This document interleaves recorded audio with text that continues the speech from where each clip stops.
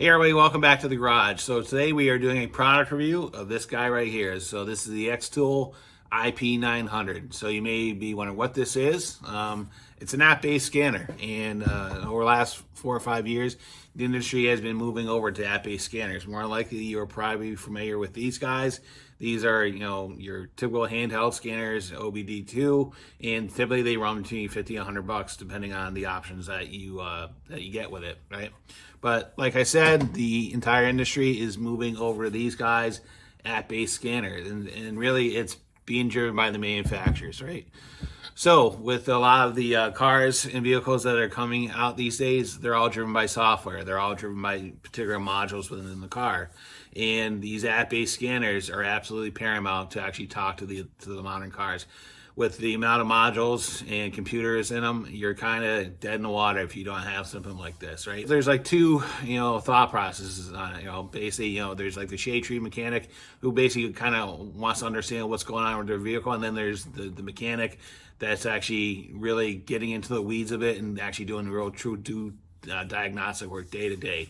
So depending on what your skill set is and what you're trying to accomplish, there are multiple options of these app-based scanners, and they all do different things depending on the price point.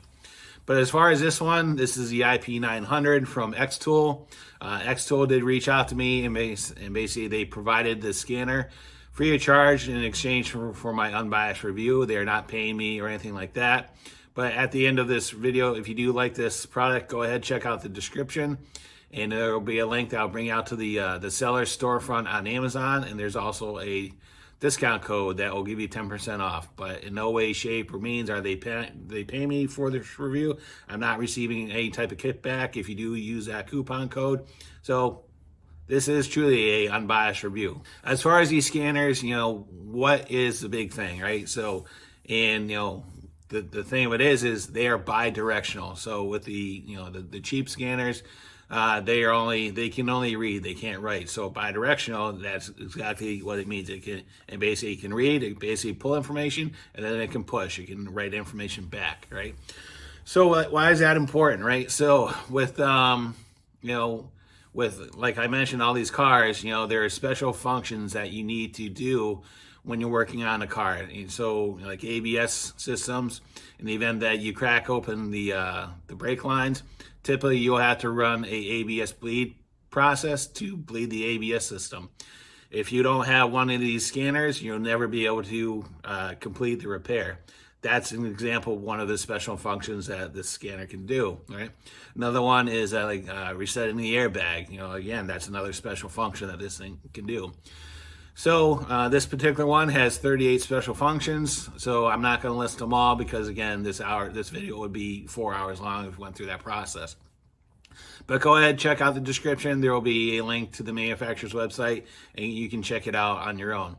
One thing about these scanners is, theoretically, they should never be out of date. So when you purchase it, you get 3 years of updates and support, right? So once you purchase it, you register with your email address. It'll reach out to X-Tool, and then any applicable updates and patches, it's going to download it to the device. So why is that good, right? Because as everybody knows, with manufacturing, there's changes to the lineups every year. What is relevant in model 2024 may not be relevant in 2025. There's updates to the code, and all these cars, whether you realize or not, they run on software more than mechanical stuff. So you need make sure that the device that you're using is up to date on all the software and to be able to talk to these units. So again, this unit has updates for 3 years. That's part of the subscription when you buy it. So it does all the normal stuff like live data, reading trouble codes, and everything else. So you mentioned it does bi-directional support. It has support for over 10,000 cars. So what that means, Volkswagen, BMW, Audi, Mercedes, GM, Ford, Chevy, Stellantis, Alfa Romeo. So basically, if there's a car that's been manufactured out in the last 20 years, this scanner is going to be able to talk to it. So another thing it does is ECU coding, right? So we mentioned that, it does bidirectional. And with bidirectional, ECU coding is really what it relies on. So an example is BMW, they control all the options of the car through the software. And one example is like one touch windows down, right? So if you hit the window switch, the driver's side windows will go down, and then the other three will not. And typically, that's an option. So with ECU coding, you can actually go into the ECU, look at that option, and basically turn it on or turn it off. And again, because it's bi-directional, it has the ability to talk to the ECU, make that change right to it, and then that option is now enabled, right? So what we're gonna do is we're gonna go ahead and hook it up to this 2018 Chevy Colorado 4-wheel drive. It's a 3.6 V6 with the automatic transmission. So let's go ahead and we'll hook it up and see what we get for data out of it. All right, so this is basically the home page for the scanner. So diagnostics, special function, report. So in the event that you want to save, the information that you gather, you can do that. Updates. So basically that's the function that you would use to update it. And then so what we're gonna do is we're gonna hit diagnostic. And what we're gonna do is across the top, what you're gonna see is all the different regions. So in this one, we're gonna go to America. And then we're gonna click on Chevrolet. It's gonna then talk to the vehicle. And then we're gonna do an auto detection. So right now it came back, it read the VIN of the car, Chevrolet Colorado 2018, like we said. And then it says, yep, the ignition needs to be on. We're gonna hit OK. And what it's gonna do is we're gonna have the ability to do some functions here. And what we're gonna do is we're gonna do an automatic scan. And what it's gonna do is it's gonna read all the modules in the vehicle. So it's gonna take a couple seconds to do it.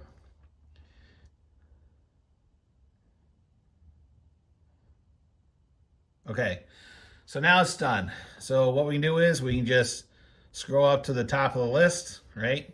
And what we're gonna see is we're gonna see all the codes. And typically with codes these days, they can either be active or they can be historical, right? So what we're gonna do is we're gonna click on fault 1 for radio.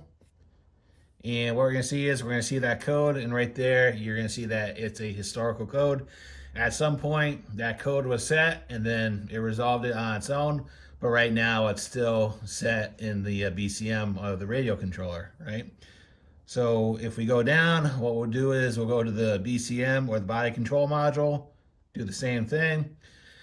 What it's doing is it's actually letting you know that the tire pressure monitor sensors have low voltage. So if you didn't know, those sensors have a battery in them, and basically that's how the sensors talk back to the BCM and everything else.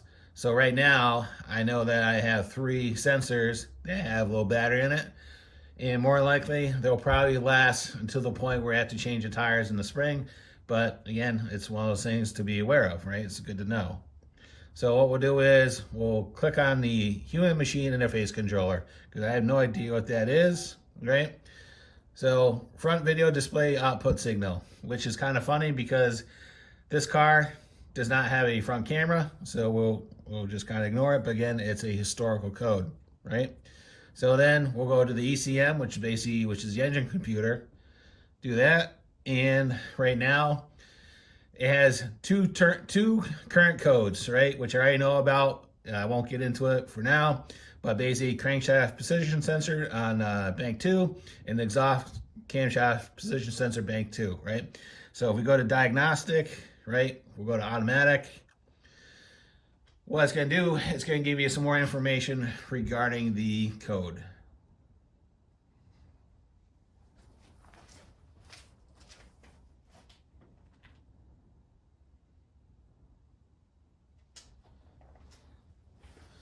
All right, so I came back. We're going to say read ECU information. Actually, that's not the right one. Read trouble codes display, right? So there's the 2 codes, right? So what we can do is we can click on the information on it. So again, this is the thing with the modern cars is there may be a code on set in the ECM, but the check engine light may not be set. So if we look at it, it says, here's all the information on it, and MLSS, which is the check engine light, it says it's not requested, so we hit OK. So what we're going to do at this point, we'll get some live data. We're going to click on that. And what we're going to do is we're going to go into engine data. I'm going to go ahead and start the truck.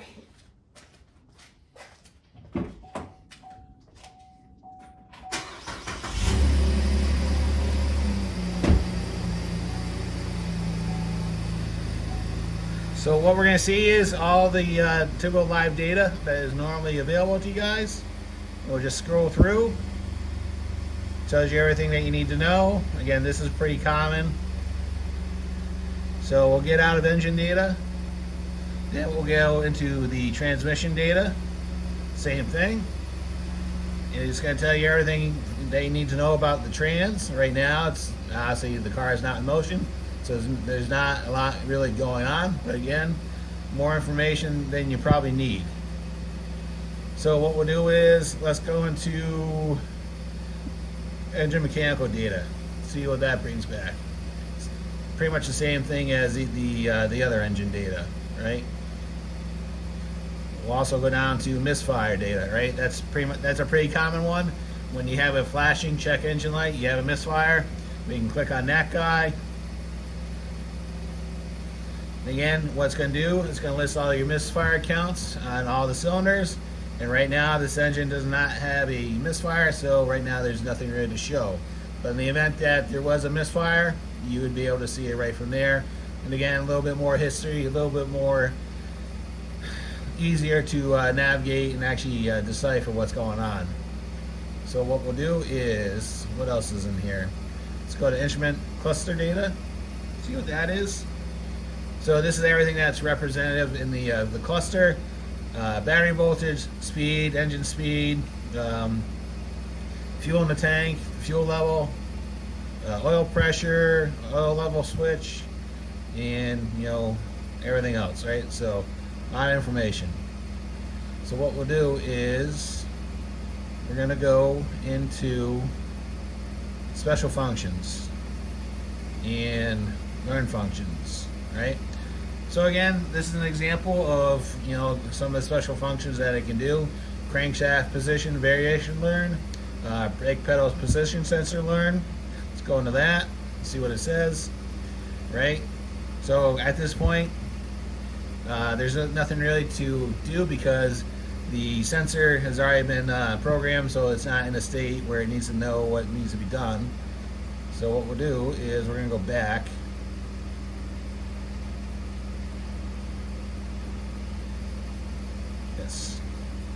And then cancel that because I don't care about saving it.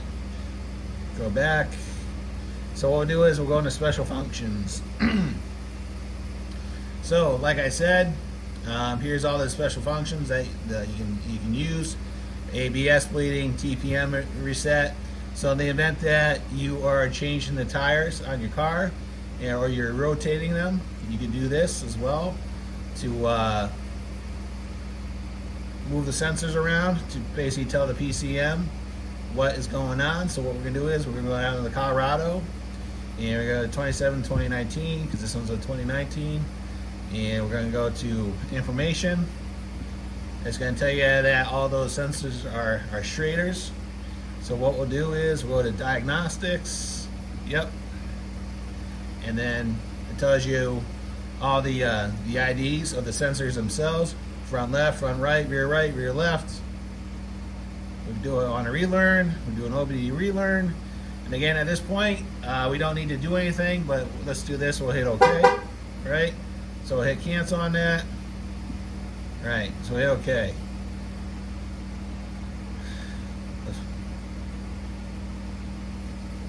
All right, so what else we got here?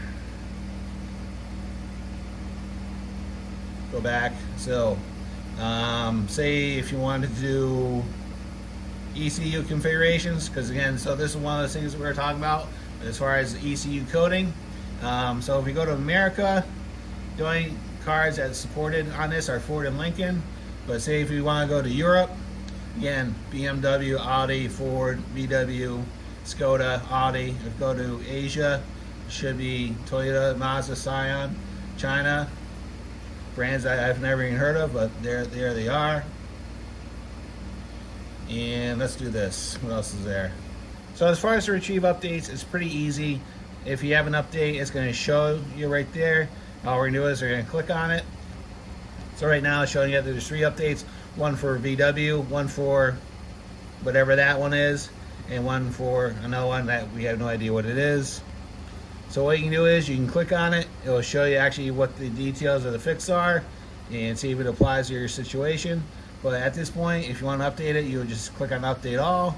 And what it'll do is it's going to reach out to your existing internet connection, download the updates and apply them as it needs to be. And then you can still continue to work on the vehicle.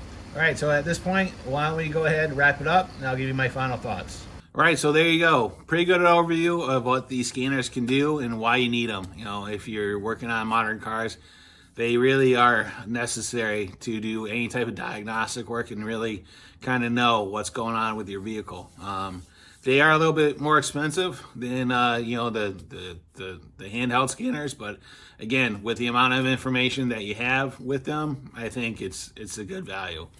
One thing to note, I do have a 2024 Jeep, and I actually reached out to X-Tool about this, the issue that I ran into. It's a 2024 Jeep Wrangler 4xe, and when I went to go hook it up to the vehicle, there was no support for any Wrangler past 2022, whether it was a 23 or 24, even though, and so this is what's weird about it.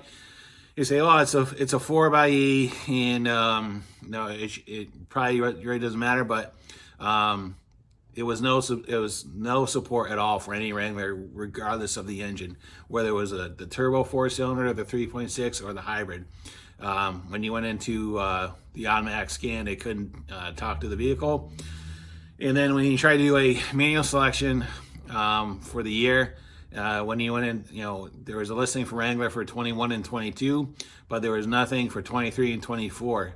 And it's kind of surprising because 2025s are already hitting a lot, and to have no support for essentially 3 model years, 23, 24, and 25, I was kind of surprised. So regardless, I did reach out to X-Tools. I sent them an email that says, hey, this is what I ran into. Because again, if you do have one of those vehicles, you know, you really want to have the ability to talk to it. And I don't think it's because of proprietary software or anything like that. Because again, like I said, whether it was the 4-cylinder, the 3.6, or the hybrid, there was nothing at all. So it's one of those things to be aware of. So hopefully X-Tool will be able to write some software updates on it and basically get them out to the system. But again, that's pretty much, you know, why this is a unbiased review. Again, not everything is perfect. It's an issue that I ran into, and I'm basically letting you guys know. So, but anyway, regardless of that, I still think it's a good value. I definitely would give it a thumbs up.